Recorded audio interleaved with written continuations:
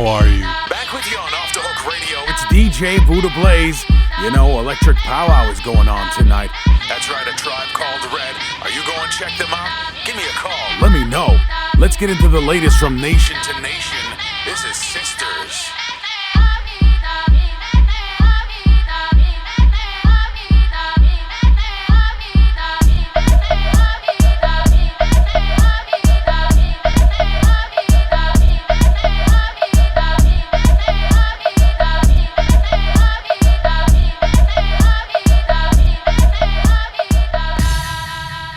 Everything has been done in this society to stop us from being here, to stop us from being. And just the fact that we're here today, living in Canada and thriving now, is a political statement.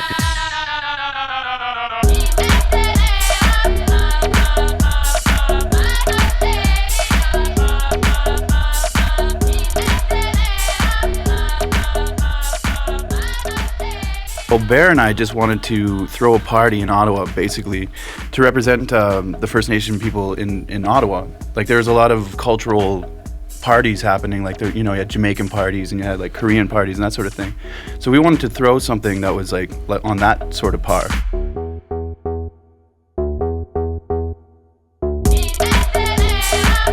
I see it as the civil rights movement that Aboriginal people haven't had yet, and you know, we're doing it in a very passive way, in a very beautiful way, having the flash mob round dances, and just sort of a way of saying we're still here. You can't turn away anymore. Because we have the ability to stop these machines, to stop that monster that's trying to lay its way across the tracks of our Mother Earth from our Turtle Island.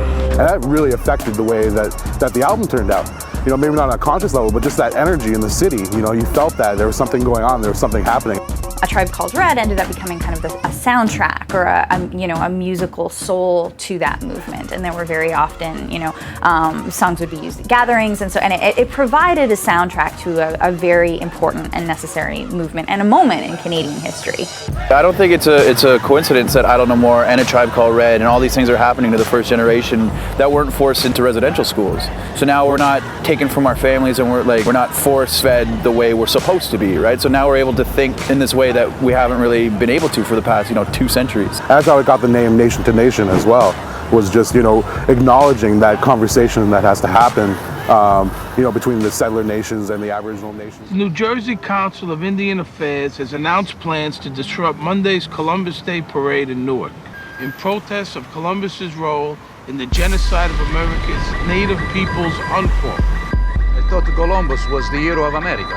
Oh, see, it's these Indians from the commie funds. They want to paint Columbus as a slave trader instead of an explorer. You gotta admit, they did get massacred, the Indians. It's not like we didn't give them a bunch of shit to make up for that. Land, reservations. Now they got the casinos. The fuck we ever get, we didn't have to work our balls off for. I wouldn't mind sitting on my ass all day, smoking mushrooms and collecting government checks. But I never liked Columbus. Oh, hey.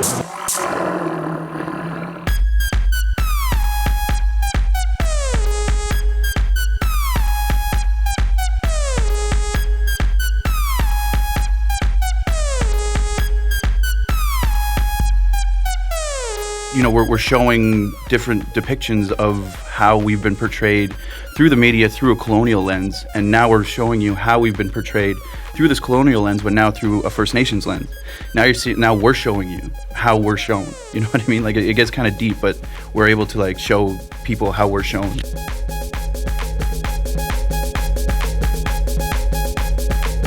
Well, most of my video work is based around looking at images of Aboriginal people through the media. So these misrepresentations, these one-dimensional racist depictions of Aboriginal people that really stem all the way back to portraiture and photography and into modern media.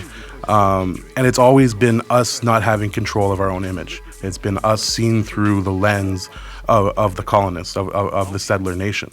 So now we're coming into a really exciting time where we're starting to take control of our own image, and that's starting to happen more and more, and we're taking that power.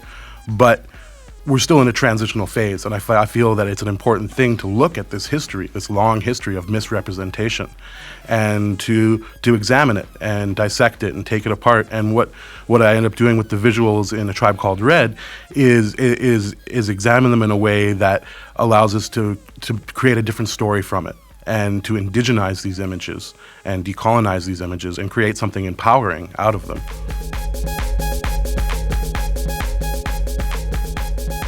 It's not uncommon to see, I suppose, young people at music festivals wearing headdresses and war paint as a costume. Tell me about your reaction when you see that kind of thing in your audience. Yeah, well, that's red face, right? It's the same as blackface.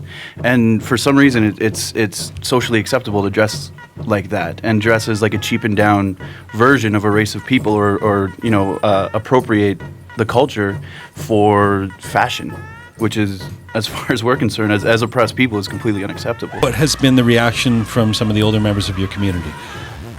We've yet to have anybody who's like been against it and say like, this is, you're breaking protocols, you have to stop what you're doing. There's been a really warm reception across generations from our community.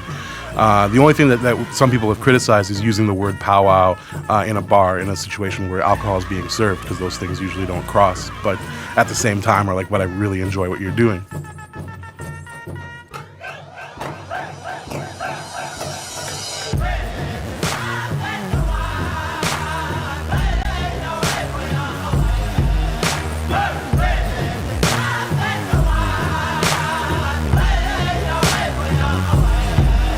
We're definitely following a trajectory of other artists who have successfully melded contemporary music with powwow music or traditional music before, but I don't think anyone's done it quite in the way we are.